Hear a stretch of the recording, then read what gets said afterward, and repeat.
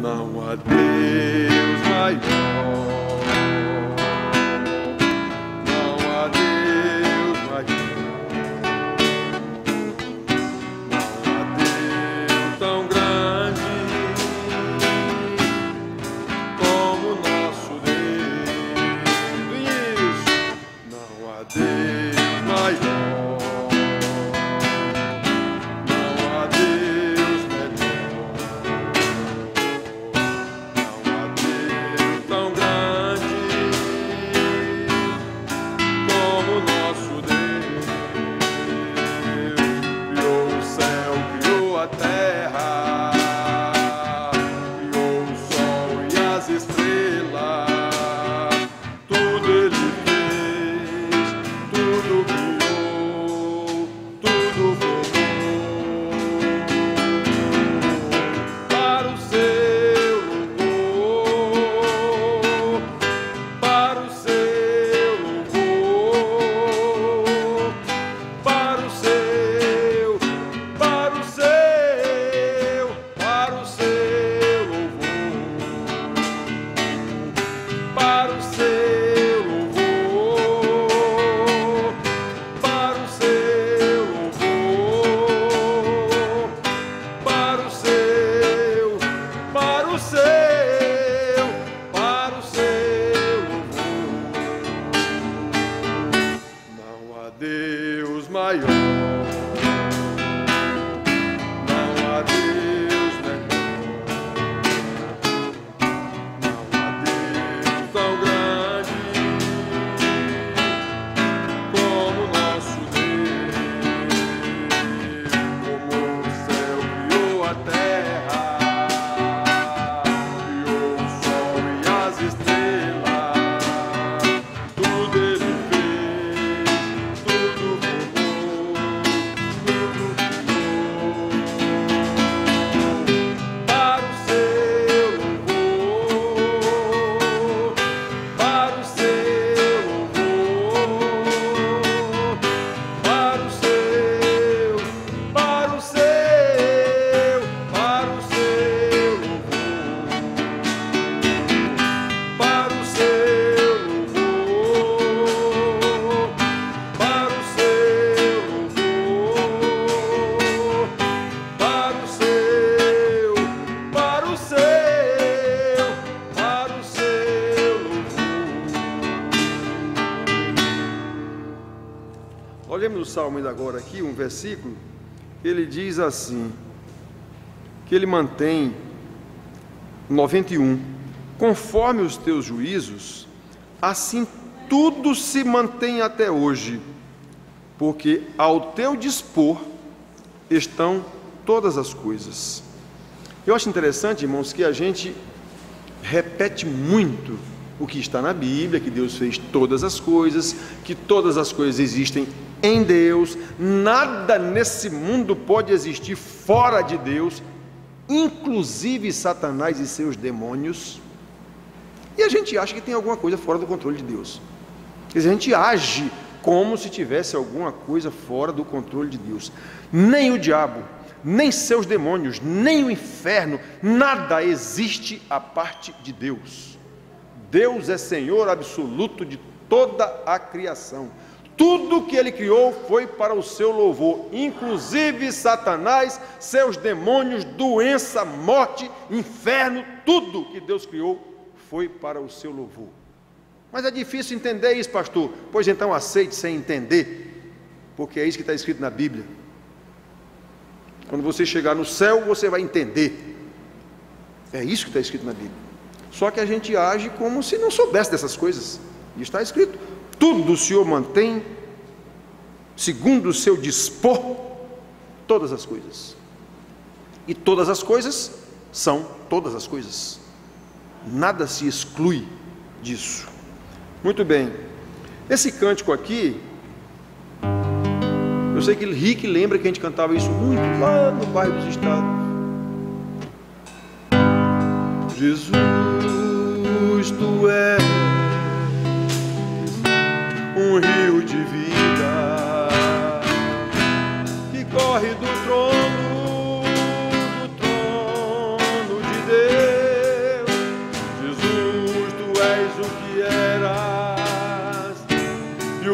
há de vir. Em ti todas as coisas vieram a existir, pois tu nos amas e o teu sangue nos libertou e nos constituíste reinos e sacerdotes para Deus, pois tu nos amas e o teu sangue nos libertou e nos constituíste reino e sacerdotes para Deus. Jesus, Jesus, Jesus, Jesus, maravilhoso tu és, Jesus.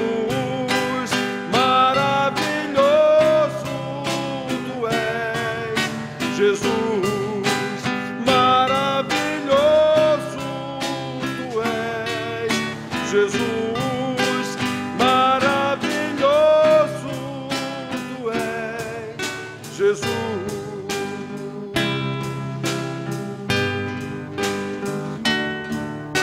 Jesus, tu és um rio de vida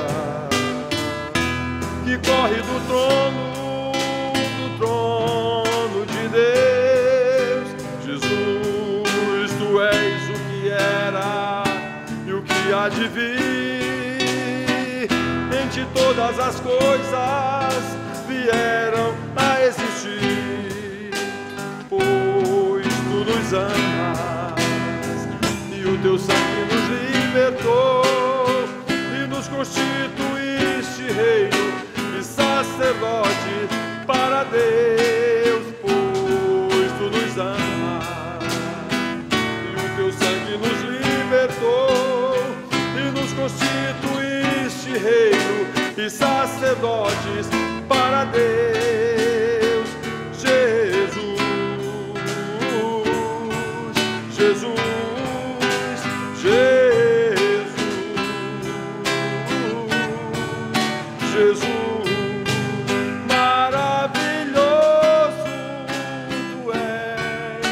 Jesus, maravilhoso tu és, Jesus, maravilhoso tu és, Jesus, maravilhoso tu és, Jesus.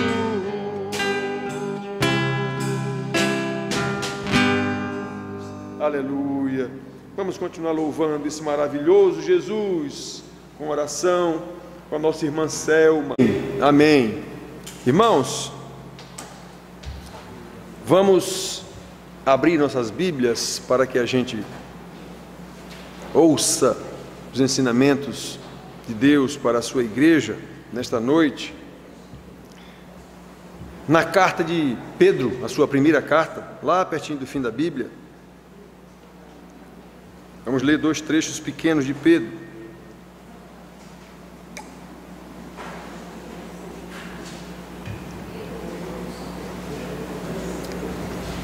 Vamos falar hoje sobre a Igreja de Cristo, a igreja composta por sacerdotes, profetas. Então, 1 Pedro capítulo 2, leremos os versículos 9 e 10. E depois a gente vai algumas páginas à frente para ler o capítulo 5, de 1 a 4. Livro de Pedro, primeira carta, capítulo 2, versículos 9 e 10. Depois, mais à frente um pouquinho, leremos no capítulo 5, os versículos de 1 a 4.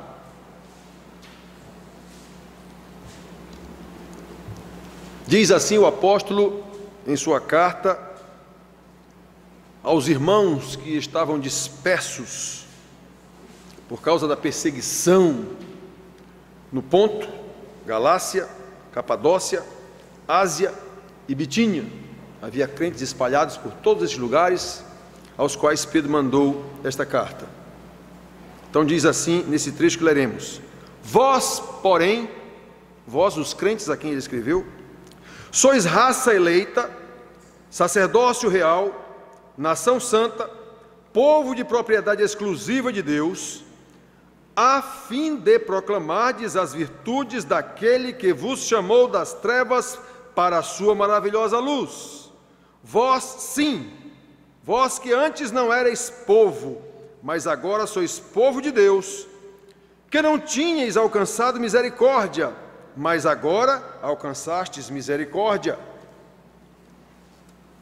Este era o povo de Deus a quem Pedro escrevia, e agora nós leremos 5, de 1 a 4, o que ele escreveu na mesma carta, sobre ou para aqueles que lideravam esses irmãos. Rogo, pois, aos presbíteros que há entre vós, eu, presbítero como eles, e testemunha dos sofrimentos de Cristo, e ainda co-participante da glória que há de ser revelada, pastoreai o rebanho de Deus que há entre vós, não por constrangidos, mas espontaneamente, como Deus quer, nem por sorte da ganância, mas de boa vontade, nem como dominadores dos que vos foram confiados, antes tornando-vos modelos do rebanho. Ora, logo que o Supremo Pastor se manifestar, recebereis a imarcessível coroa de glória. Imarcessível quer dizer que não murcha. Ele está fazendo referência àquela coroazinha de louro que as pessoas ganhavam nas Olimpíadas, os atletas, os campeões ganhavam uma coroazinha de louro. Hoje é medalha de ouro, naquele tempo era uma coroazinha de louro, lembram? Algumas fotos de César com aquela coroazinha de louro. Louro é uma planta. Na cabeça, pois é, aquilo ali com 3 dias está murcho. Aí ele está falando aqui que a coroa que a gente vai receber no céu não murcha. É isso que quer dizer, imarcessível coroa da glória. Uma coroa que não murcha. Só isso, para a gente entender. Muito bem, irmãos. Eu quero falar sobre a igreja de Cristo. O que é essa igreja? Que nós não sabemos. Mesmo fazendo parte de uma igreja, todo mundo crente que é crente, todo mundo pastor, crente que é pastor, está tudo certo, tudo bacana. Pois não está. Desde a semana passada, quando eu estive na reunião do Supremo Concílio da nossa igreja lá em Natal, eu não paro de refletir sobre a forma como a igreja de Deus, de Cristo, vem sendo administrada pelos seus líderes, conduzida pelos seus líderes, como se fosse uma empresa. E isso acontece desde os tempos apostólicos, não é nenhuma novidade. A propósito desse assunto, eu estou fazendo um novo curso, desta feita o curso A História da Igreja. Então eu estou estudando a igreja, desde que ela começou, lá com Jesus, com seus apóstolos, com Tiago, o primeiro dono da igreja, e assim foi. Jesus nunca mandou ninguém ser dono de igreja, mas começou lá com os seus apóstolos. Tiago, que nem apóstolo era, nem discípulo foi de Jesus, mas de acordo com a Bíblia você vê claramente que Tiago foi o primeiro dono da igreja. Essa expressão dono quer dizer alguém que manda em todo mundo. Jesus não mandou isso. Jesus mandou fazer discípulos. Os próprios apóstolos de Jesus eram subordinados de Tiago, tinham medo de Tiago. Você vê isso claramente nas Escrituras.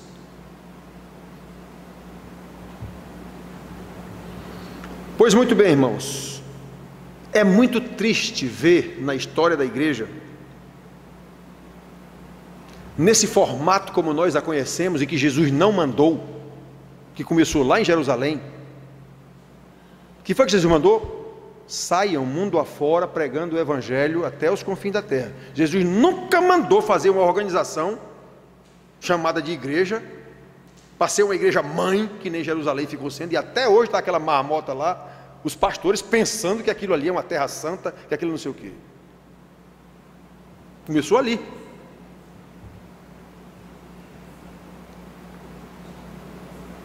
A história está aí, é uma ciência. para nos mostrar que desde os seus primórdios, desde o início, a igreja sempre foi um instrumento de poder na mão da classe dominante. O Império Romano usava a igreja, ou o templo de Israel, antes da igreja, como instrumento de poder. Porque os irmãos escravizados por aquela doutrina herética dos fariseus e saduceus e escribas, vivia todo mundo ali com medo da maldição e do poder desses poderosos sobre a igreja. Então o Império Romano tirava poder disso, dava status àqueles líderes que Jesus detonou. Então eles tinham poder sobre o povo, e o Império Romano dava esse poder a eles exatamente para manter o povo sob controle. Sempre foi assim. Jesus combateu o tempo inteiro os chefes da igreja, que não era igreja ainda, era templo. Escribas, saduceus, fariseus, estão lembrados? Raça de víboras, ladrões, salteadores, lobos vorazes, sepulcros caiados.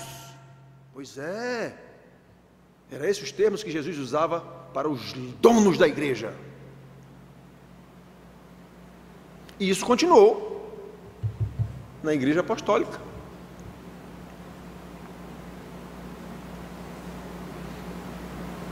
Nós vemos claramente a luta titânica dos apóstolos nas suas cartas contra aqueles irmãos que eram dominadores da igreja.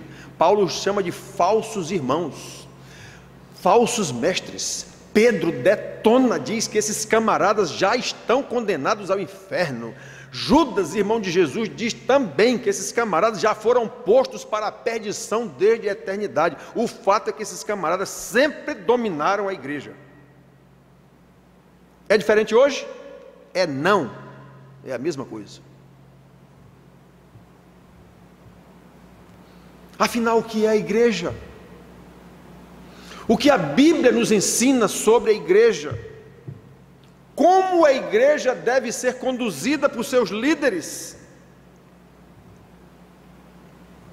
Vamos ver nesses dois trechinhos que nós lemos aqui. Irmãos, a igreja, eclésia é a palavra em grego, desde os seus primórdios, desde o seu princípio, e o próprio conceito da palavra eclésia é reunião de pessoas. É esse o sentido da palavra, o conceito da palavra é isso: reunião de pessoas que saíram das suas casas, foram para um local determinado para tratar de um determinado assunto. É isso que quer dizer a palavra eclésia, de onde vem o nosso termo eclesiástico. Então, igreja eram aqueles irmãos que saíam das suas casas e iam para um lugar determinado, normalmente a casa de um outro irmão, para ouvir os ensinamentos dos apóstolos. Era isso.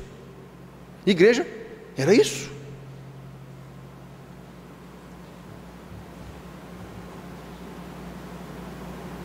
Eles iam ouvir que ensinamentos?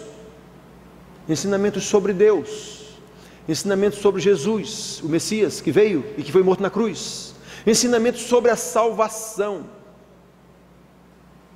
Judas, o irmão de Jesus, na sua cartinha de um capítulo só, ele começa dizendo: olha, eu escrevi uma carta para vocês tratando da salvação. Ou seja, Judas ia de novo dar mais informações, mais ensinamentos àqueles irmãos sobre a salvação. Mas eu soube que tem metido no meio de vocês aí umas pragas, falsos profetas, falsos mestres, ensinando coisas erradas a vocês. Então eu resolvi combatê-los.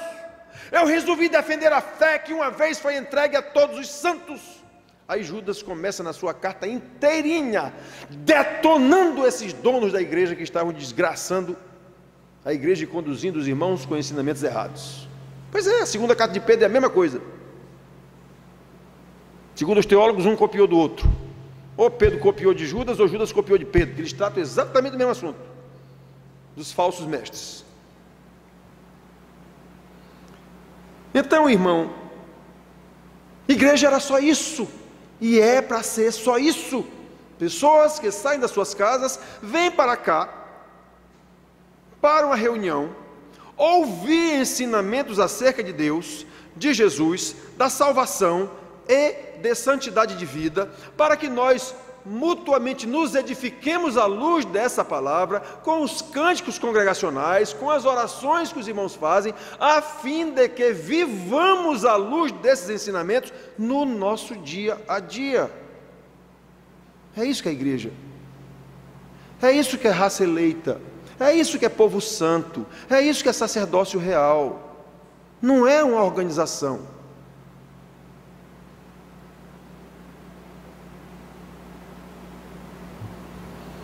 O primeiro grande golpe de Satanás na igreja foi criar essa instituição que Jesus nunca mandou criar, chamada igreja. Uma igreja estabelecida em Jerusalém para ser a igreja mãe de todas as outras. Jesus nunca mandou isso. O segundo golpe terrível foi transformar essa igreja em igreja oficial do Estado, Igreja Apostólica Romana. E o terceiro grande golpe de Satanás na igreja foi o pentecostalismo.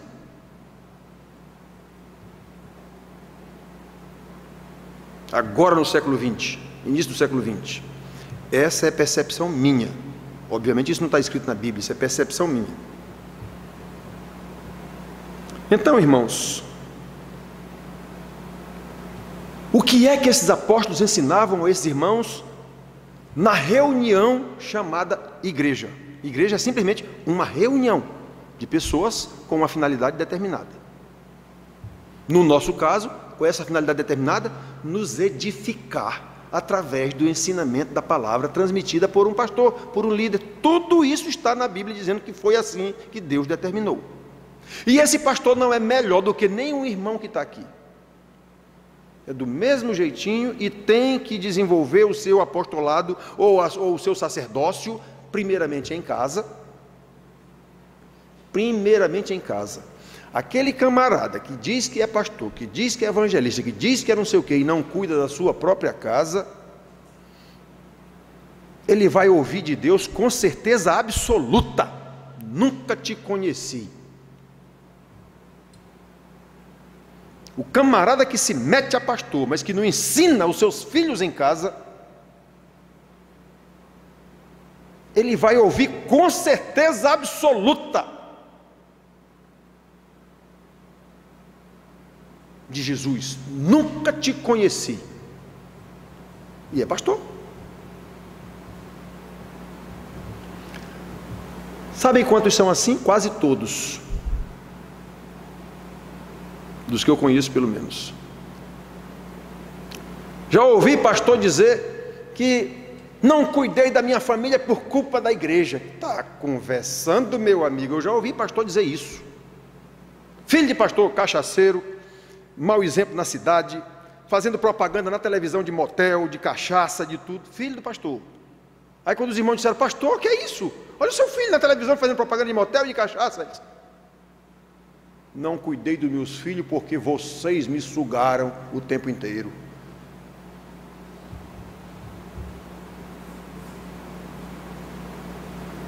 Isso não é pastor.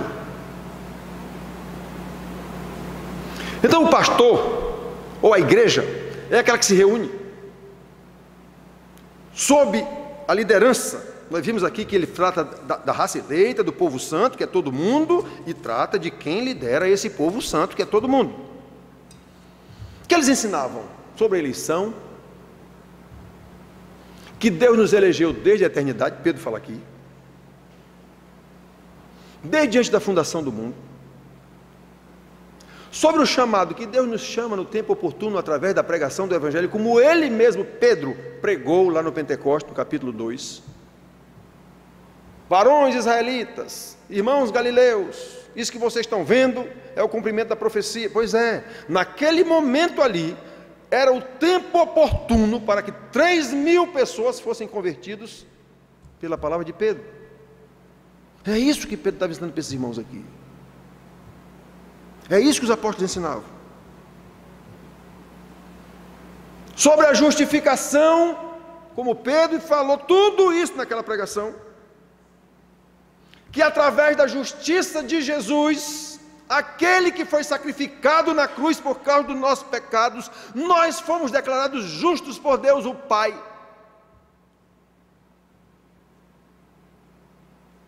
Sobre a adoção, os apóstolos também ensinam isso e ensinavam na igreja, que era a reunião dos irmãos, simplesmente isso,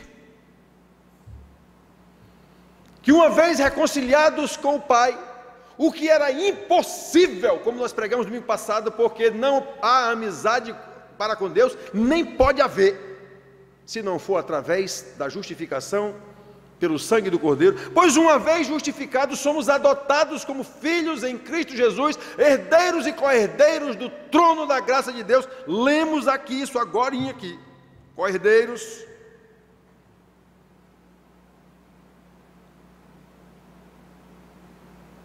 E então, chegando nesse ponto, eles passam a ensinar sobre a santificação, que é a nossa vida, é o nosso cotidiano, o nosso dia a dia, no poder do Espírito Santo, com base na palavra inspirada pelo Espírito Santo e ensinada pelos mestres, pastores. É para isso que a igreja se reúne, só para isso, para ouvir ensinamentos, para aplicar isso no dia a dia. Igreja não é um clube, uma instituição de caridade, isso é tudo invenção sociológica.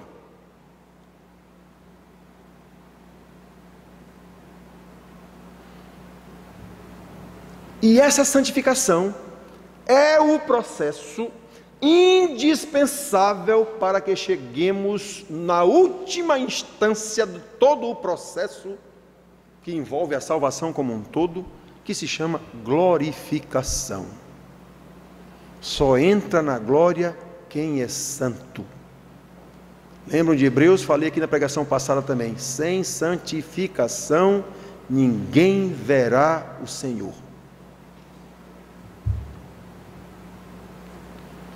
Então, irmãos queridos, entendidas essas coisas, ou seja, após a eleição, após o chamado, após a justificação, após a adoção, agora precisamos viver desenvolvendo a nossa santificação, como Paulo diz muito claramente lá aos Filipenses, capítulo 2, versículo 12 e 13. Os maiores amigos de Paulo foram os filipenses. De todas as cartas, de todas as cidades que Paulo andou, pelo que nós podemos inferir e ver claramente nas Escrituras, os maiores amigos de Paulo, os maiores parceiros de Paulo, foram os filipenses. Os filipenses sustentaram Paulo praticamente quando ele esteve em Corinto, porque os coríntios nunca deram um centavo a Paulo. Corinto era uma igreja perversa, pervertida. Infelizmente, ela que serve de modelo para os pentecostais, que também são pervertidos do mesmo jeito. Então, irmãos, é isso que a gente vê quando convive, quando sabe. Então, irmãos, você vê Paulo ensinando aos filipenses: olha, assim como vocês foram obedientes na minha presença, muito mais agora na minha ausência, sejam obedientes, desenvolvam a vossa salvação. O que é desenvolvam a vossa salvação? É se santifiquem. Desenvolvam a vossa salvação no vosso cotidiano, no vosso dia a dia. Aí, para que ninguém pense que é o dono da salvação, ele arremata logo: sabendo, contudo, que é Deus quem opera em vós, tanto querer quanto efetuar, segundo a sua boa vontade. É Deus. Todas as coisas, lembra que a gente leu agora aqui? Todas as coisas, Deus. Essa é a única parte que nos cabe na salvação, o processo de santificação, porque quem vive a minha vida sou eu, é você. Quem peca é você, não é Satanás. Não bote culpa em Satanás, quem peca é você. Satanás não peca por você não, o pecado dele é o dele. É a única parte, irmão, que nos cabe em todo o escopo, em toda a salvação. Quando você estuda a salvação como um todo, A única parte que nos cabe é a santificação, que é exatamente o nosso cotidiano, a nossa vida. Uma vez que entendemos o que aconteceu antes, até chegar na adoção, fui adotado como filho de Deus em Cristo Jesus, pois agora eu vou ter que viver como um filho de Deus. Como foi que Jesus viveu? Eu sou irmão dele agora, então eu vou viver como ele viveu. Eu vou cumprir o que ele mandou, e aliás ele diz isso: sois meus amigos se fazeis o que eu vos mando. Se sois meu discípulo, fazeis o que eu vos mando. Obedeceis, guardareis os meus mandamentos. João 14,15. Então, irmãos, nós podemos ver isso. Pedro diz aqui que antes não éramos povo, mas agora somos povo de Deus. 2,10. Vimos aqui. Vós, sim, que antes não erais povo, mas agora sois povo de Deus. Vós que não tinhais alcançado misericórdia, ou seja, vocês não são salvos por qualquer mérito de nada, foi pura misericórdia. Mas o que é misericórdia? É alguém ter compaixão, é alguém dar graça a um miserável. É isso que nós somos, miseráveis pecadores. Mas Deus tem misericórdia e nos tira dessa situação. E agora vocês alcançaram misericórdia.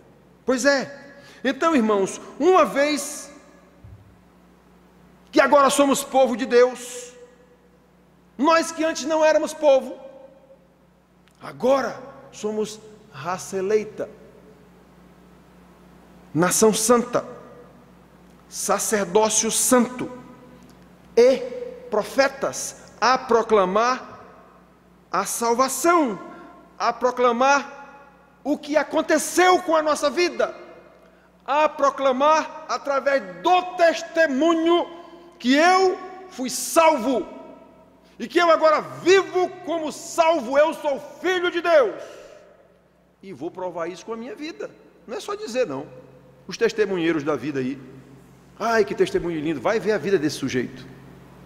Todos esses testemunheiros de Araque que tem por aí pelas igrejas, ganhando dinheiro do povo tolo, todos, sem exceção. Vai ver a vida deles. Eles apenas descobriram um jeito de ganhar dinheiro fácil. Porque pense, bicho fácil de enganar crente. Pense. Tudo quanto é cantor vagabundo que não tem mais sucesso no mundo secular, inventa que virou crente, pronto. Ele vai ganhar um mercado estrondoso para comprar o disco dele agora. E o povo acredita. Portanto, irmãos, nós somos sacerdotes. Obviamente não é aqui dentro. Nós não somos sacerdotes dentro de 4 paredes. Jesus não nos chamou como raça eleita, sacerdócio santo, profetas, para cá, para dentro da igreja não. Aqui para dentro da igreja é para a gente saber dessa história toda, o que foi que aconteceu, e dizer isso onde quer que nós estejamos. É isso que é a igreja, e não um povo que faz festa dentro de uma casa. Tem nada a ver. Isso é demoníaco, com certeza absoluta. Jesus não mandou isso. Não tem lugar nenhum na Bíblia isso. Muito menos pastor ser dono de igreja, como nós temos visto agora aí na televisão. Pastor dono de impérios. Que é isso? Que é isso? Quer dizer, é preciso não estar nem perto de ser crente para não enxergar um negócio desse. Porque Jesus disse: os falsos profetas enganarão a muitos, menos aos eleitos. Esse se possível aos eleitos quer dizer isso: os eleitos não serão enganados.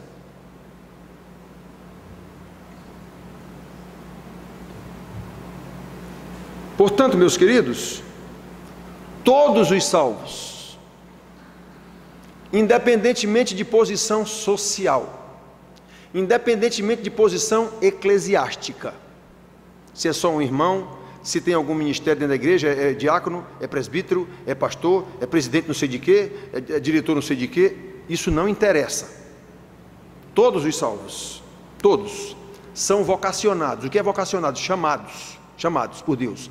Todos os salvos recebem dons No momento da salvação, o primeiro dom que ele recebeu foi o dom da salvação. E ali ele também recebe dons de acordo com, está escrito na Bíblia, na parábola dos talentos, de acordo com a capacidade que Deus mesmo também lhe deu. Então Deus dá um 5 talentos, dá outro 2, dá outro 1. Ele sabe qual é o dom que a pessoa tem capacidade de desenvolver. Muito bem. Então todos são sacerdotes. Não é só pastor, pastor não é sacerdote de nada. Todos nós somos sacerdotes. Primeiro lugar de desenvolver o nosso sacerdócio, nossa casa. Eu já disse para vocês, eu adotei um pastor na África para promover o ensino desse homem, já que lá na África é muito difícil de estudar, não tem recurso, não tem livraria, não tem dinheiro, não tem computador, não tem nada onde eles vivem. Então eu estou participando desse processo de ensino desse pastor. E o que me encantou nele, numa lista de diversos pastores que eu li, cada um aparece e tem o históricozinho dele, de 5, 6 linhas, foi ele dizer que eu quero livros, que aqui não tem. Eu sou um ancião. Ele não disse que era um pastor. Por quê? Porque lá no povo dele ainda tem essa nomenclatura de ancião. Eu sou um ancião, a igreja dele é uma igreja batista. Eu sou um ancião da igreja batista, não sei de que, não sei das quantas. Aqui nós não temos livros, e eu gostaria de receber ensinamentos, livros, para que eu pudesse entender melhor a Bíblia, para que eu pudesse ensinar a minha casa, a minha família, e pudesse ensinar aos irmãos que eu pastoreio. Eu digo, esse é o meu pastor. Primeira preocupação dele, minha família.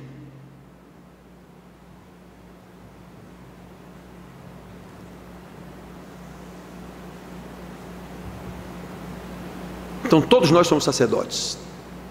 Não é só o pastor que é sacerdote, como muitas pessoas, aliás, a grande maioria da igreja pensa isso, que o pastor é o ungido de Deus. Isso é uma heresia grande. Está no boletim. Todos nós somos sacerdócio real. Pedro diz aqui para a igreja da Capadócia, de Betinha, não sei de onde, meio mundo de gente aqui. Todos nós, vós, todos vocês são sacerdócio real. Todos. Todos vocês são profetas. Todos vocês são dotados de dons para a missão de Deus.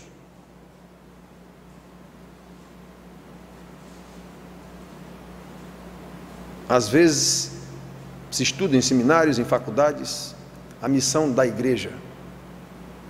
A igreja não tem uma missão. A igreja é uma missão. A missão de Deus.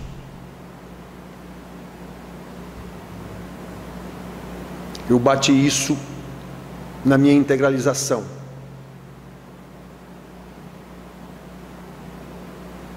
Na Escola Superior de Teologia. Missionário, que missionário? A igreja é a missão. Ela não tem uma missão, ela é a missão. Cada um irmão. Agora, uns recebem dons de evangelistas, aí é outra história.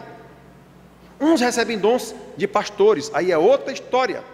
Outro recebe dom de intercessão, aí é outra história. Outro recebe dom de administrar alguma coisa, aí é outra história. Outro recebe dom de bondade, de servir, de ajudar. Então é assim, é todo esse povo que compõe, ou que é todo esse povo que é a igreja, é todo esse povo que é a missão de Deus, é todo esse povo que é sacerdote. Não existe instituição igreja. Isso é criação puramente sociológica, social. E eu não estou dizendo que isso é necessariamente errado ter essa associação, porque nós vivemos sob leis de país, então temos que obedecer às leis do país. Agora, essa associação não pode virar o monstro que virou. A organização superou o organismo desde sempre. É a igreja que salva. A igreja católica sempre ensinou isso. A igreja católica é a igreja mãe. É a igreja que vem lá de Jerusalém. Fora da igreja não há salvação. É a igreja que salva. É o sacerdote que perdoa pecado. Essa é a nossa cultura, irmão. Mesmo os crentes. Mesmo os crentes. Todo mundo está aqui. Olha para o pastor como se o pastor fosse algo mais do que você. Isso é heresia. Isso é superstição católica.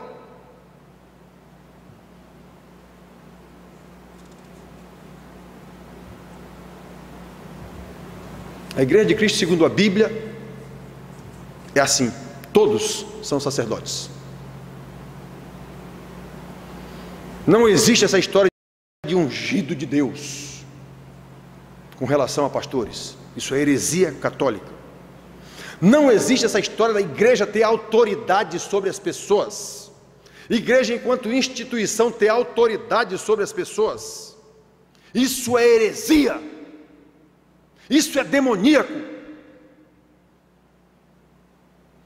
Isso é dominação. E todo tipo de dominação de homem sobre homem é demoníaco.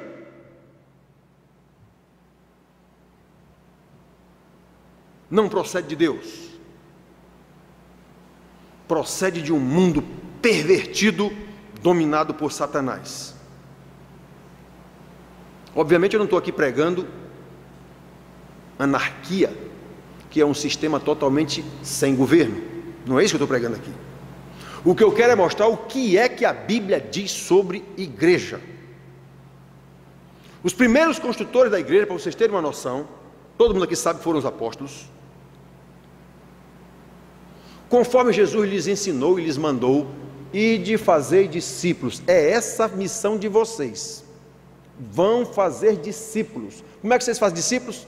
Pregando, batizando, ensinando tudo o que eu vos ordenei. Está lá na famosa grande comissão. Final de Mateus.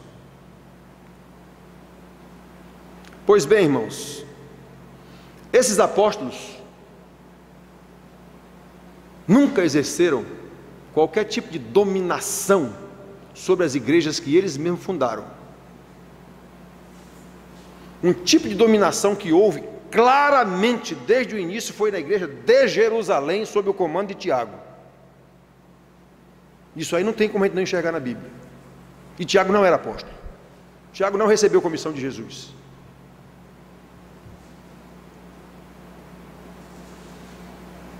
Eu não estou aqui condenando o homem, não. Era um homem crente, era um líder, escreveu carta. Tudo bem, mas ele tem que enxergar as coisas que tem na Bíblia. Precisamos ter discernimento. Ali houve dominação. Você consegue ver nas cartas apostólicas, você consegue ver no livro de Atos, como Paulo foi perseguido pelos irmãos de lá, os judeus, judaizantes, porque não concordavam com o ministério de Paulo aos gentios. Continuavam cegos, sem entender o que é que Deus quis dizer desde Abraão, que em ti serão benditas todas as famílias da terra. Eles continuavam achando que o povo de Deus eram só eles, judeus. Os outros continuavam sendo cães. Não entenderam nada da salvação. E estavam lá dentro do templo, de joelho, orando lá o tempo todo, que nem muita gente na igreja pensando que é salvo. A maior luta que Paulo teve não foi contra Satanás, não foi contra os romanos, foi contra os próprios irmãos perseguindo ele, que ele chama de falsos irmãos. Paulo mesmo chama de falsos irmãos, uns falsos irmãos que ficam me perseguindo o tempo todo. Pois é, irmãos, então dos apóstolos você não vê dominação, você não vê Pedro tentando dominar ninguém nas suas cartas, você não vê João tentando dominar ninguém nas suas cartas, você não vê Paulo tentando dominar ninguém na sua. Você vê Paulo às vezes brabo nas suas cartas, especialmente aos Coríntios, porque tentando, brigando com os irmãos que estavam se deixando levar de volta para o judaísmo. Aí ele dá brabo, defendendo o seu apostolado, porque os irmãos não o respeitavam. Então olha só, hoje os apóstolos é tudo santo, São Pedro, São Paulo, São Judas, São não sei o que, é tudo santo. Heresia, superstição. Naquele tempo que eles estavam vivos, credenciados pelo Senhor Jesus para pregar a palavra, eles não tinham nenhuma santidade com relação aos irmãos, não. Eram homens que tinham o dom de ensinar, só isso. Em alguns casos não foram respeitados pela própria igreja que eles fundaram.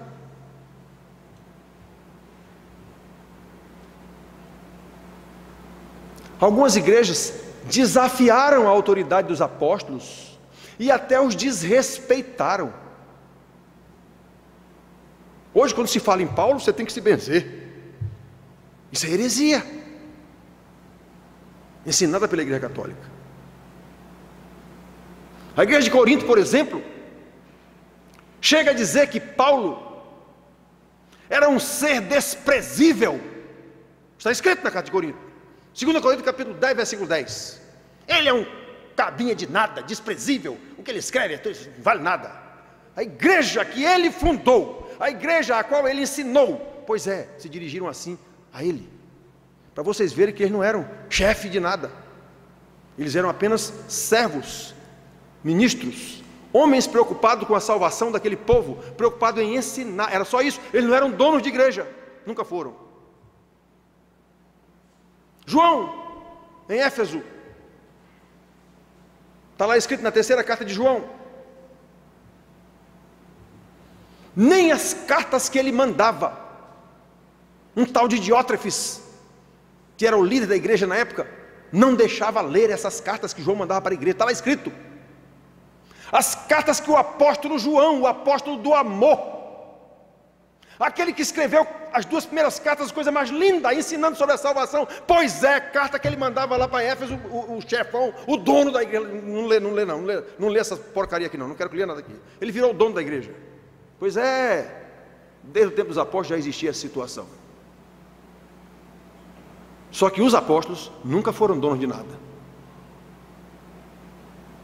à exceção de Paulo, que em casos extremos teve que impor a sua autoridade apostólica, visando tão somente que a igreja caísse na depravação total, como foi o caso dos coríntios. Expulsa esse camarada de dentro da igreja.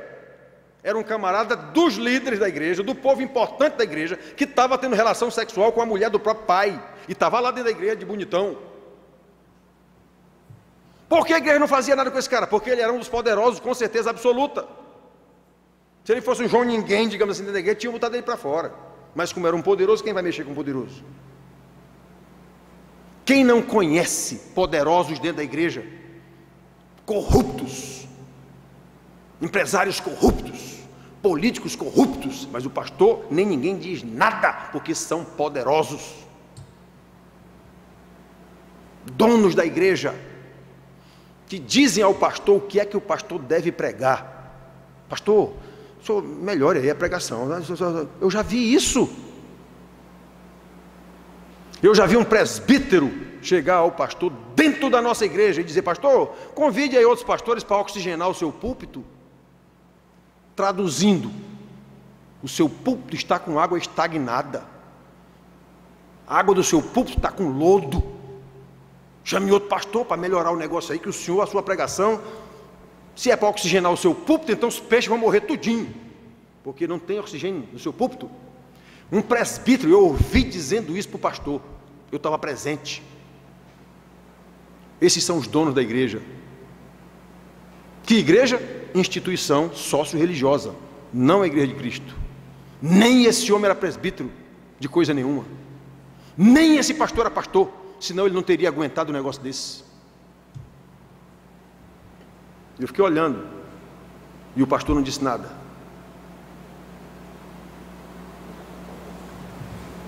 Por quê? Porque ele dependia daquele emprego.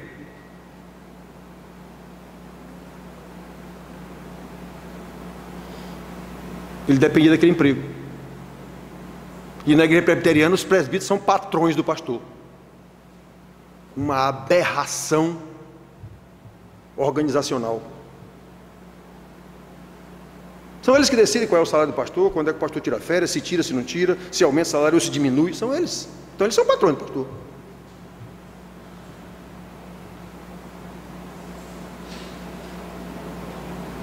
Olha, irmãos,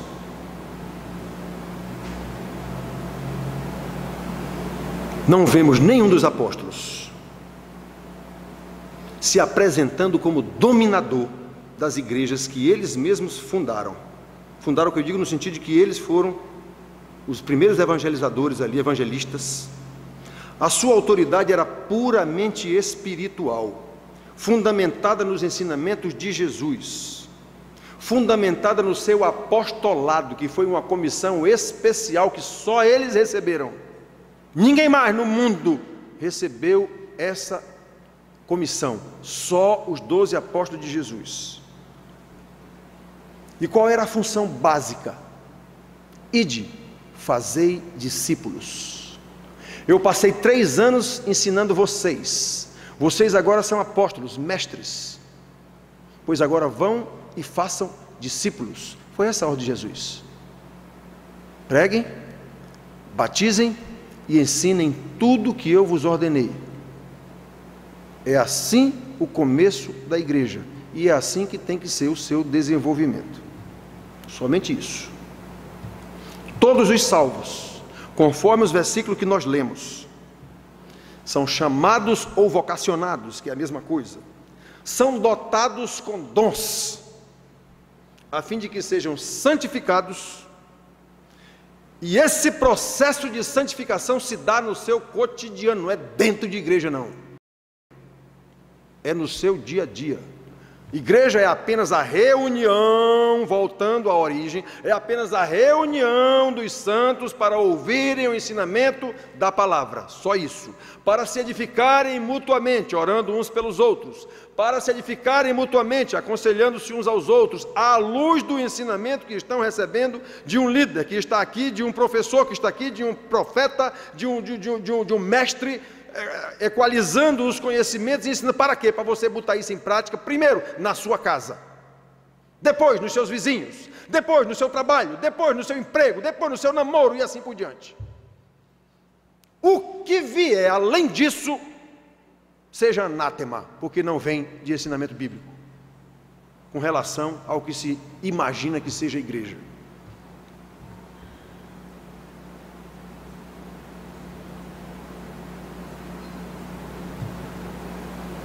Vimos à igreja para aprender, para pôr isso em prática e nessa prática testemunhar de Jesus, testemunhar da grande salvação que nós recebemos. E obviamente, eu não venho testemunhar da minha salvação aqui dentro para os irmãos, aí os irmãos já sabem. Eu tenho que testemunhar no meu dia a dia. Aqui dentro, na chamada organização socio-religiosa, na verdade se desenvolve uma montanha de hipocrisia. Todo mundo aqui dentro é santo. Vá ver na sua casa.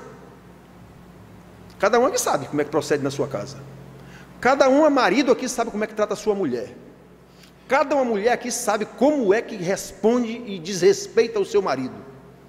Cada um pai que está aqui sabe quanto não cuida de ensinar os seus filhos de acordo com a palavra de Deus. Cada filho que está aqui sabe o quanto é desobediente ao seu pai e à sua mãe, desonra o seu pai e a sua mãe no momento em que não fazem o que eles querem. Cada um aqui sabe disso. Mas aqui dentro é todo mundo santo, maravilhoso e cheiroso.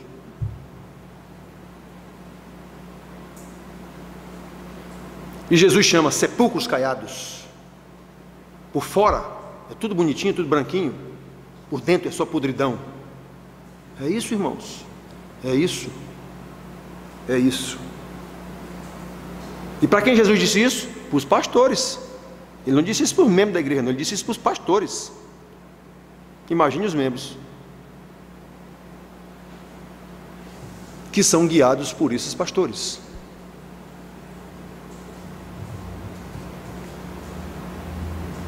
A santificação deve se processar ou deve ocorrer no lugar em que nós fomos colocados na sociedade. Aqui na igreja nós temos jardineiros, pois você tem que ser santo no seu trabalho de jardinagem. Aqui nós temos motoristas, pois você tem que ser santo no seu trabalho de motorista. Aqui nós temos enfermeiras, pois você tem que ser santo no seu trabalho de enfermeira. Aqui nós temos professores universitários, pois você tem que ser santo no seu trabalho de professor universitário. Nós temos empresários, pois você tem que ser santo no seu trabalho de empresário. Você é um vocacionado para ser empresário. Você foi um vocacionado para ser enfermeira. Você foi vocacionado para ser um motorista. É isso que é a igreja. Qualquer coisa diferente disso, seja anátema, não vem de Deus.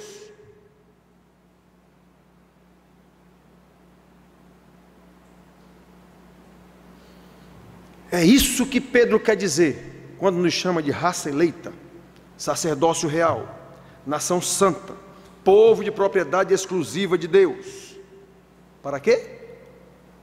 A fim de proclamardes as virtudes daquele que vos chamou das trevas, antes não erais povo, mas agora sois povo de Deus, alcançaste misericórdia, pois Ele vos chamou das trevas para a sua maravilhosa luz. Então você tem que brilhar a luz que agora está em você.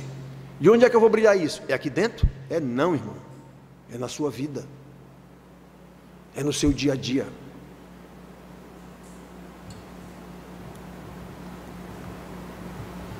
Onde quer que estejamos, somos raça eleita.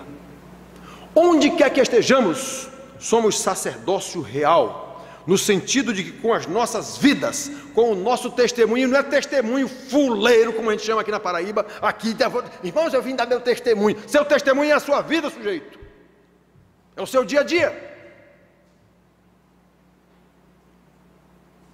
E com esse testemunho, profetizar. O que é profetizar? É falar a palavra de Deus. Profetizar, falar a graça de Deus, falar sobre a graça salvadora que me alcançou e mostrar aos amigos, às pessoas com as quais você convive, no lugar onde você está, que você foi salvo e que essa pessoa pode ser salva também.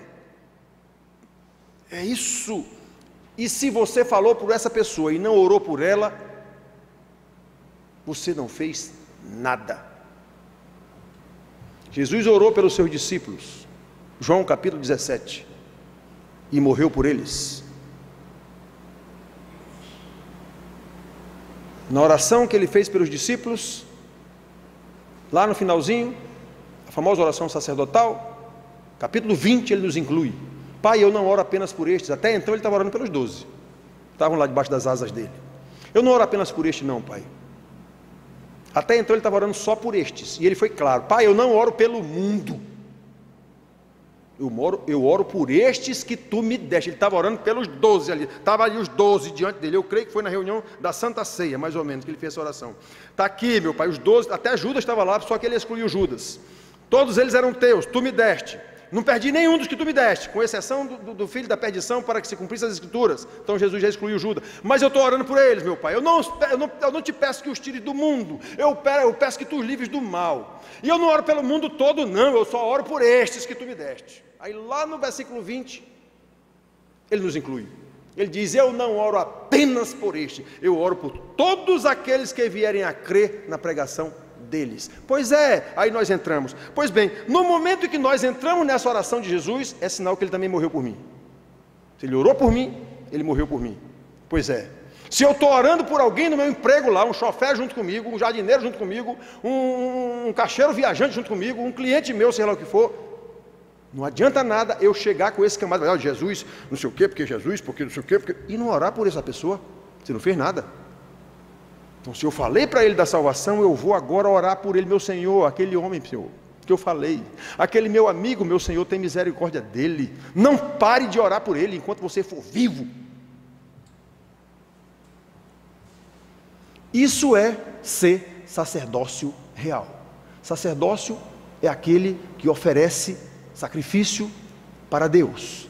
Sacerdócio é aquele que intercede junto a Deus. Pois é, nós somos sacerdócio no sentido de interceder pelas pessoas do nosso convívio.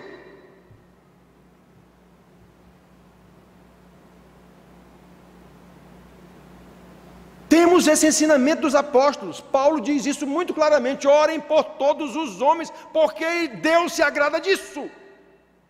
Orem até pelos reis perversos, porque depende deles o bem-estar nosso. Pedro chega a dizer: orem pelos reis, inclusive os maus. Sabe quem era o rei no tempo dele? Nero, exatamente aquele que mandou sacrificar Pedro e Paulo. Orar pelo meu candidato é muito bom. Meu candidato é fulano de tal, vou orar por ele. Sim, e os outros? E os outros políticos? Por que eu estou orando pelo meu candidato? Porque ele vai me favorecer, quase sempre. Ele vai me arrumar um emprego, vai arrumar um emprego para minha mulher. Hoje eu conversei com o Paulo, certa vez eu cheguei em Piancó, no Banco do Brasil. Era época de eleição para governador. Candidato Tarcísio Buriti, contra não sei quem era o outro lá, eu acho que Wilson Braga. E como eu ouvi as conversas dos funcionários do banco, onde eu chego eu transfiro logo meu título, estou de votar em correio, não, eu quero participar do processo. Aí eu já tinha dado início ao processo de transferência do meu título, aí me chega um cidadão lá, cliente do banco: doutor, seu título. Meu título é de Belém do Pará. Eu queria lhe dizer aqui para o senhor, vamos providenciar a transferência do seu título? O senhor vota em Buriti e eu arranjo um emprego para sua esposa. Aí eu olhei para ele e disse: meu amigo, eu já estou providenciando a transferência do meu título e eu vou votar em Buriti, por convicção pessoal. Os dois candidatos que estão postos aí, dos dois principais, eu vou votar em Buriti. Mas eu não quero o seu emprego para minha mulher. Não, doutor, que é isso? Ela não vai nem lá. Ela não precisa nem ir lá. Fique tranquilo. Fique tranquilo. Digo, agora é que eu não fico mesmo. Agora é que eu não quero o seu emprego mesmo. E eu vou votar no seu candidato, porque ele é o meu candidato. Não quero o seu emprego. O que é isso, doutor? Se eu pudesse, como era gerente de banco, caia fora daqui. Eu não podia fazer isso, mas se pudesse eu teria feito. Aí vamos mudar de assunto. Então é assim, irmãos. É assim. Dona Marga hoje podia ter um empregão, não é, Dona Marga? Sem nem ir lá. Na ocasião eu lembro que o Detran da cidade tinha, não lembro bem se era 40, mas era assim, era quase meia centena ou por aí assim, de funcionários no Detran. Só 2 trabalhavam.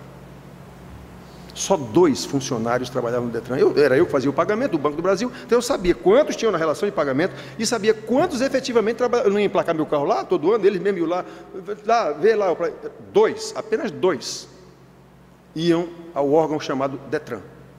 Os outros 40 e não sei quanto apenas recebiam a folha de pagamento, que nem um emprego como queria dar para minha mulher. É assim, é assim. Então, irmãos, aí se você é crente, você tem que dar testemunho onde você está, gerente de banco. Não interessa. Você tem que dar testemunho. Então, irmãos, olhem só. Você vir com conversa de pregar o evangelho a uma pessoa e não orar por essa pessoa, você está apenas querendo fazer prosélito. O que é prosélito? Trazer alguém para a sua igreja para ser 2 vezes pior do que você. Você não é crente, não entende nada do que é ser crente e quer trazer uma pessoa para junto de você na sua igreja que vai ficar 2 vezes pior do que você.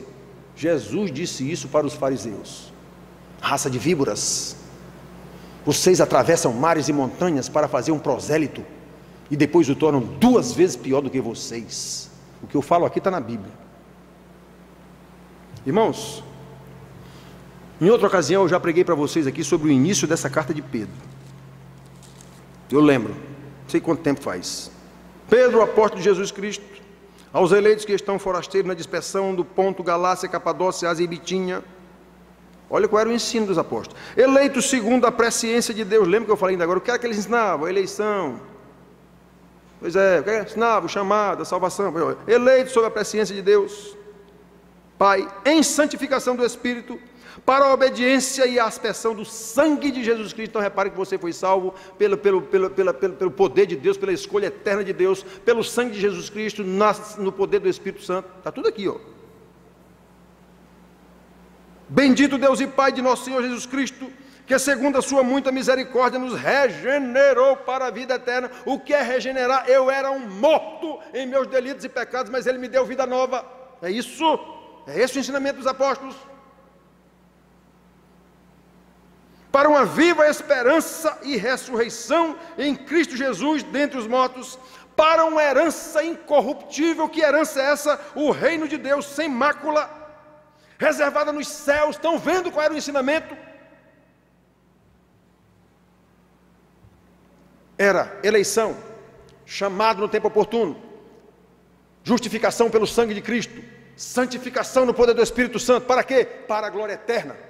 E mais, ele chega a dizer aqui, é para a obediência, e nós somos guardados no poder do Espírito Santo, mediante a fé, para a salvação preparada para revelar-se no último tempo. Isso chama-se glorificação.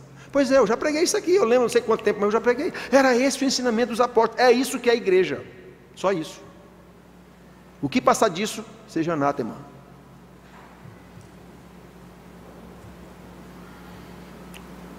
Qual era o ensino? Qual é o ensino que deve ser ainda hoje? Que nós fomos eleitos desde a eternidade, em santificação do Espírito, para a obediência. Fomos justificados pelo sangue de Cristo.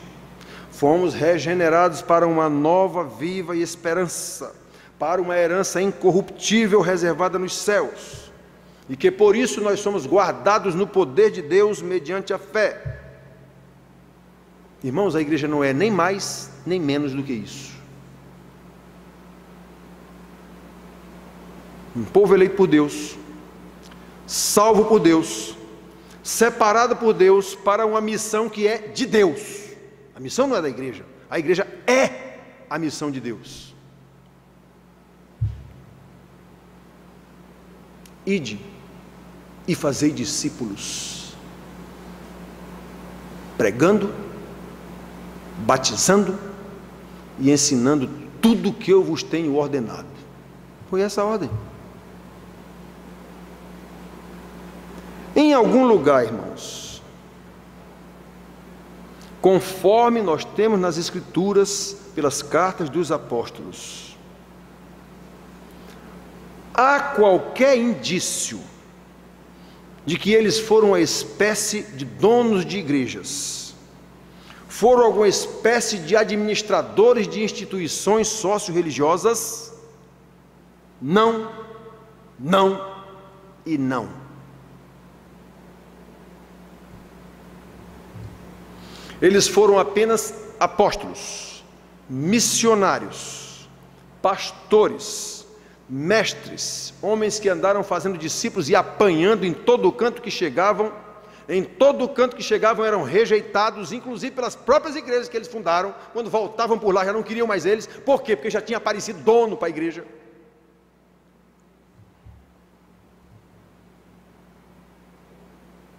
O que eles fizeram foi isso, irmãos. Fizeram discípulos e ordenaram a esses discípulos que eles formassem outros discípulos, como Paulo ensina a Timóteo, discípulo dele, na sua segunda carta, capítulo 2, versículo 1 e 2. Timóteo, filho, o que você aprendeu comigo diante de muitas testemunhas, você agora escolha na sua igreja aí, que era Éfeso, você agora escolha, você com discernimento, identifique homens capazes, é isso que quer dizer idôneos, homens capazes, fiéis, e ensina a eles o que eu te ensinei, para que eles ensinem a outros. Esse é o sistema bíblico de formação de pastores, para continuarem na condução do rebanho.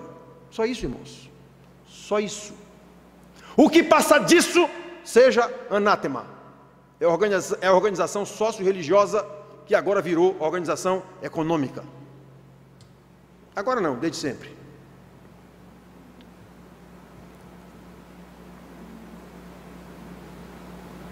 Olha, irmãos, sabemos que esses presbíteros que os apóstolos mandavam, que Timóteo, que Tito, constituem presbíteros nas igrejas.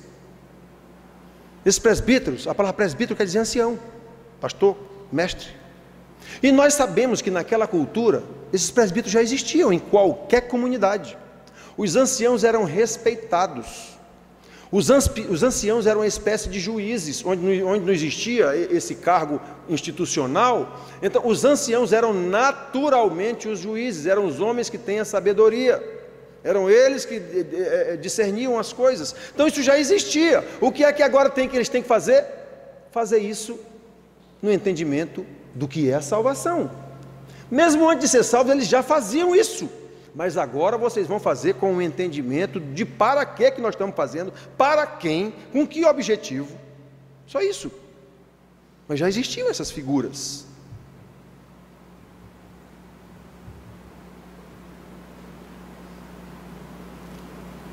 Eles já exerciam liderança sociofamiliar.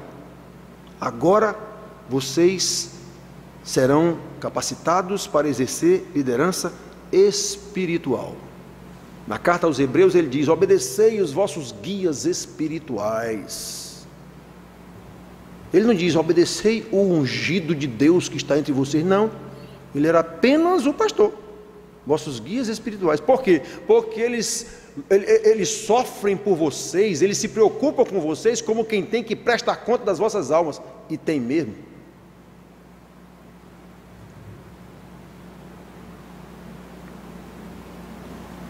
Olha, irmãos, notem, quero chamar a atenção de vocês agora para o segundo texto que nós lemos. Como Pedro se dirige a esses líderes. Até agora ele estava se dirigindo aos irmãos. Irmãos, nós somos sacerdotes, vocês são sacerdotes, vocês são raça eleita, vocês são povo santo, vocês têm. E para quê? Vocês foram feitos para testemunharem da salvação, só isso. Onde você estiver, você vai viver vida santa. Nessa mesma carta, Pedro chega a dizer: estejam sempre preparados a responder a todo aquele que vos pedir razão da esperança que há em vós. Que esperança é essa? Vida eterna.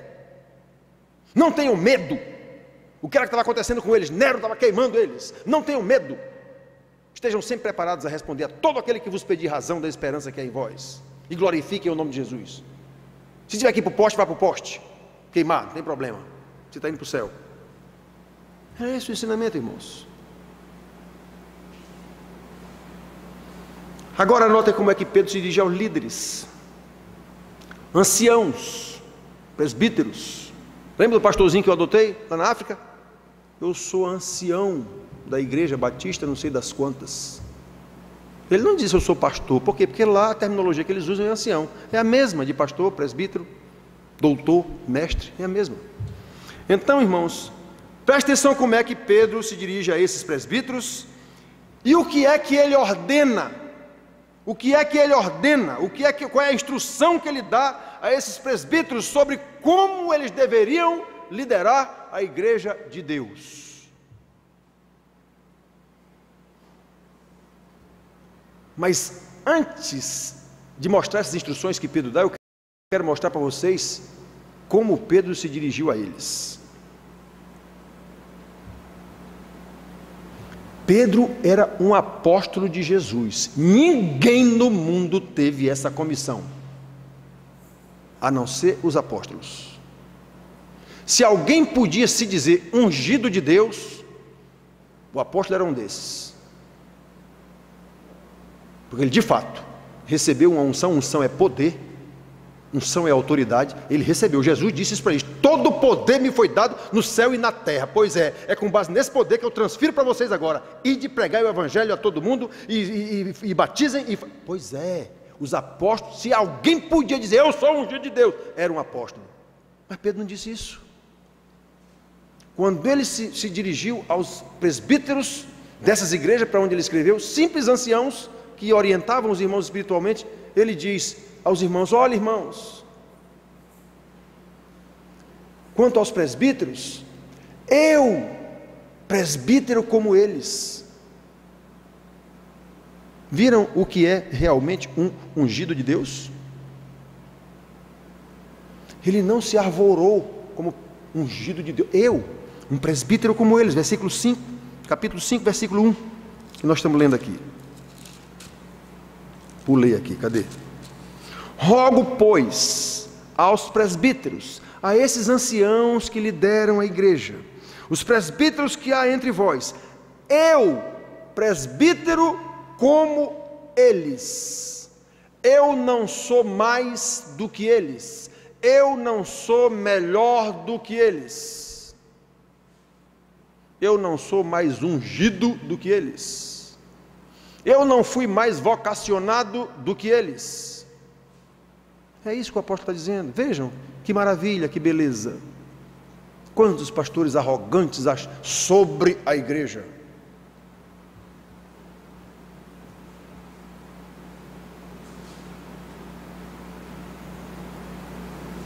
Que diferença dos ungidos de Deus. Eu já ouvi e vi pela televisão, e já ouvi irmãos falando, inclusive para mim, já falaram aqui dentro: olha o ungido de Deus, de ser heresia braba. Que ungido de Deus? No Novo Testamento, o único ungido de Deus que existe é Jesus Cristo. Não existe essa expressão no Novo Testamento, a não ser para Jesus Cristo. Pastores estão querendo tomar esse lugar. Não toque no ungido de Deus. Obviamente se referindo ao Velho Testamento, que ali as pessoas eram aquelas pessoas, Deus dava uma unção para aquela pessoa, para Saul, para Davi, para Samuel, só aquelas pessoas. Então, é nesse sentido que era. Hoje não, hoje nós somos sacerdócio santo, sacerdócio real, todos.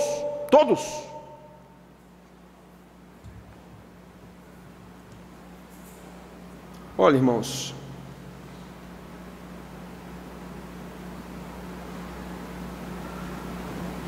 Pedro está dizendo que esses presbíteros, como eu,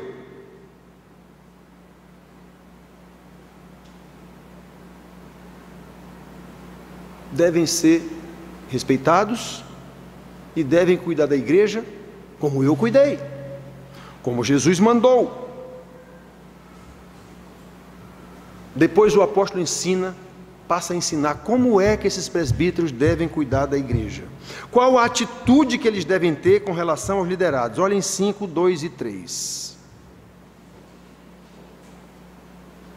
Vocês presbíteros, pastoreai o rebanho de Deus que há entre vós, não por constrangidos. O que é que quer dizer isso?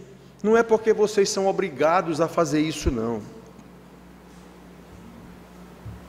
Mas espontaneamente, como Deus quer. E como é que Deus quer? Pedro, pastoreia o meu rebanho. O que é pastoreia? É ensina, é conduz, é nesse sentido. Pedro, apacenta as minhas ovelhas, é nesse sentido. Nem Pedro é pastor, nem os irmãos são ovelhas. Isso é metáfora.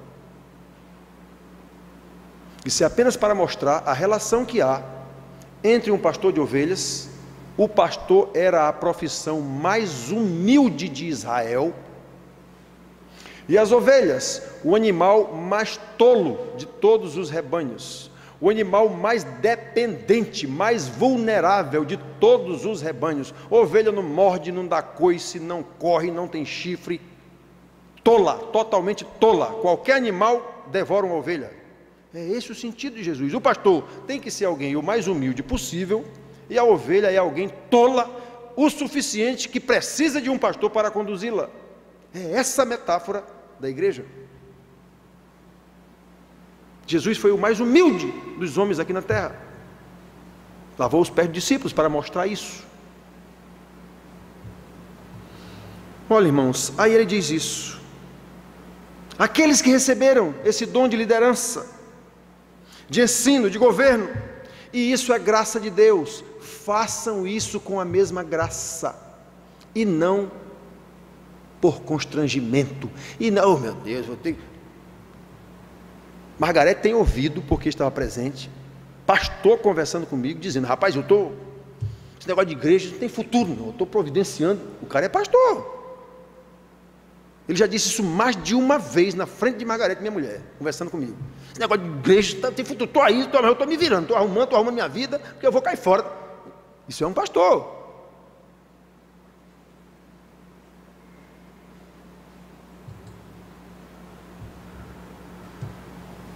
Isso é um pastor. Presbiteriano.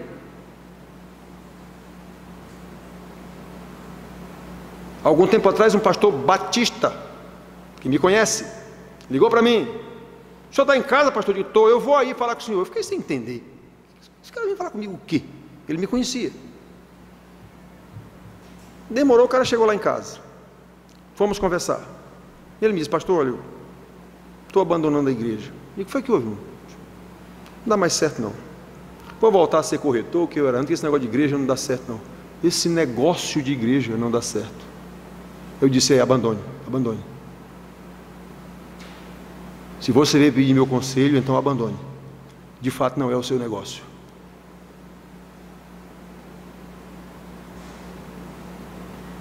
E ele abandonou mesmo. Então, irmãos, isso não é negócio. Não por constrangidos, não por ganância, isso não é negócio. embora a igreja seja tratada como uma empresa econômica, qualquer uma.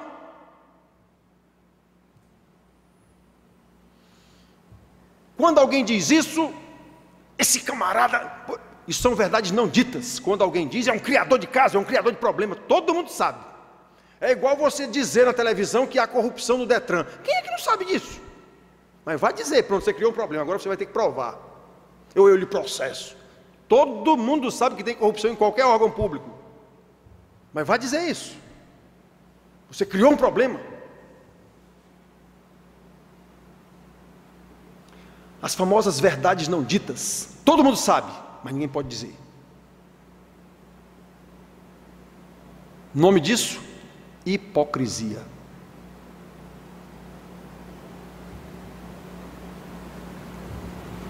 Olha, irmãos, não por ganância. Pastor não é patrão em igreja. Do mesmo jeito que pastor não é empregado de presbítero. No caso da igreja batista, pastor não é empregado de diácono.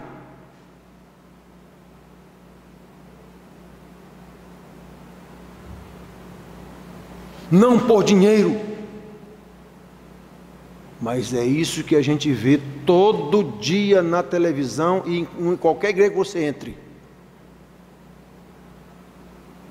Não por amor ao poder, mas é isso que a gente vê todo dia em qualquer canal de televisão e em qualquer igreja que a gente vai e vê qual é a situação daquela igreja.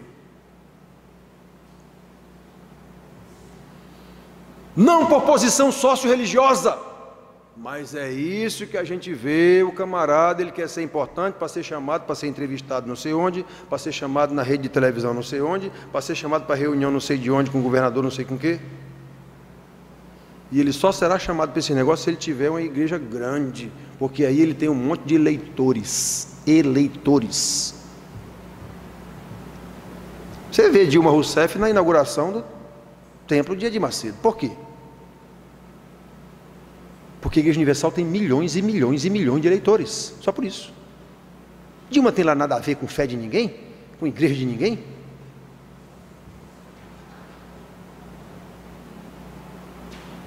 É isso, irmãos. E Pedro está dizendo aqui, meus filhos, não por sorte da ganância, mas de boa vontade, não como dominadores. Quem não conhece pastores que são donos da sua vida, o que ele diz ali é lei?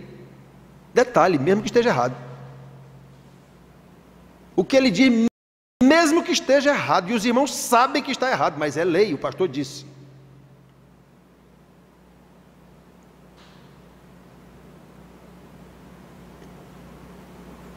Antes, tornando-vos modelo do rebanho que vos foi confiado.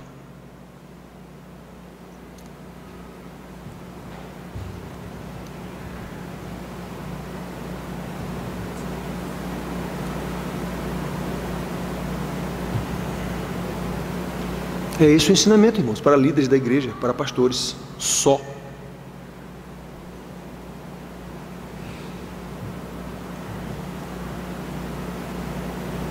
Como é que um pastor se torna modelo do seu rebanho? Jesus disse, Mateus 20, 26. Quem quiser tornar-se grande entre vós, seja esse o que vos sirva. Você não é dominador, seu pastor. Você é servo. Palavra de Jesus para os seus apóstolos.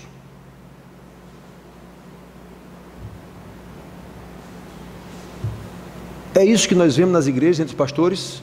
Não, não é.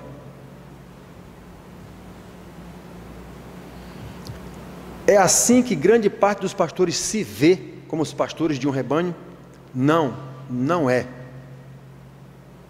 Ele se vê como dono da igreja, como dominador da igreja. É assim que a igreja vê os pastores, como alguém que deve estar pronto para servi-los? Não, não é. A igreja vê os pastores como ungidos de Deus.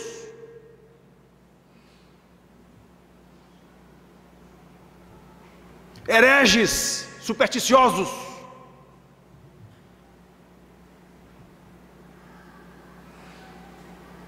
Irmãos queridos, nós precisamos mudar essa situação.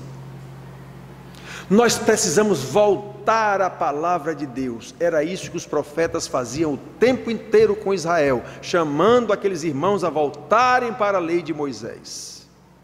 Pois é isso que eu estou fazendo hoje aqui. Nós precisamos voltar para a palavra, irmãos.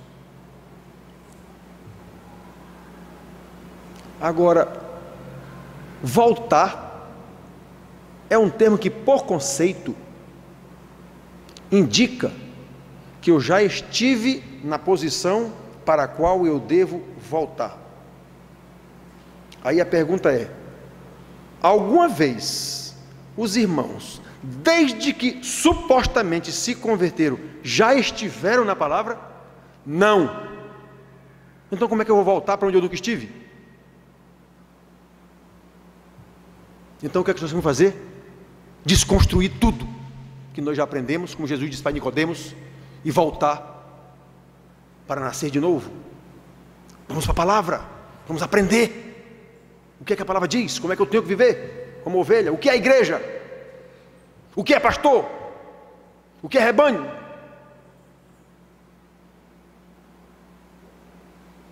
Precisamos mudar, irmãos. A igreja é composta de eleitos de Deus que se reúnem para aprender a palavra de Deus. Gente que não era povo de Deus, mas alcançou misericórdia de Deus e agora é povo de Deus. Nós vimos lá no capítulo 2, versículo 10, no segundo versículo que nós lemos.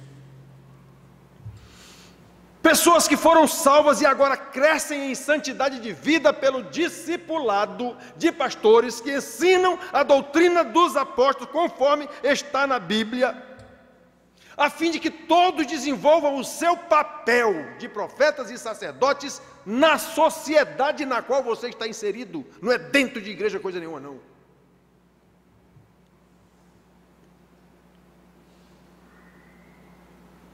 Igreja é cada um de nós e todos nós, não é uma organização socio-religiosa.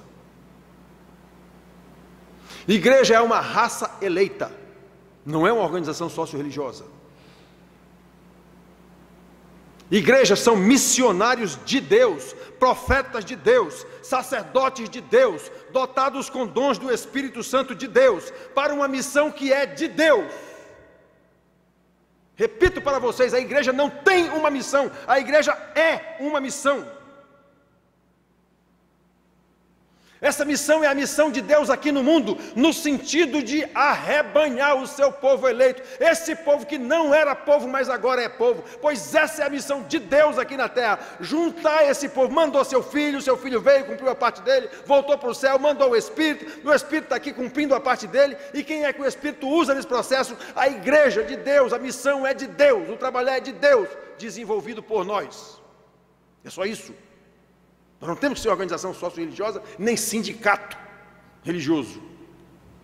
Nós temos que viver como crentes, no sentido de, pela nossa vida, pelo nosso testemunho, pelo nosso sacerdócio, pelo nosso dom de profetas, juntar, congregar todos os eleitos de Deus que estão nesse mundo, até que Jesus venha buscar a sua igreja. É assim, qualquer coisa diferente disso seja anátema. Somente então, irmãos, quando a gente entender isso e cumprir esse nosso papel, então, como nós vimos aqui no capítulo 5, versículo 4, ora, logo que o Supremo Pastor se manifestar, recebereis a imarcessível coroa de glória. Pois é, quando o Senhor Jesus voltar, e ele diz que voltará quando o evangelho for pregado em todo o mundo, então ele dirá: vinde benditos do meu Pai, para a direita os cordeiros, as ovelhas, para a esquerda os bodes, os cabritos, não fazem parte do meu rebanho. Irmãos queridos, precisamos mudar. Que Deus nos conceda graça para entender a sua palavra, e muito mais graça ainda para que possamos pô-la em prática. E isso deve acontecer só e somente só para louvor da glória de Deus. Amém.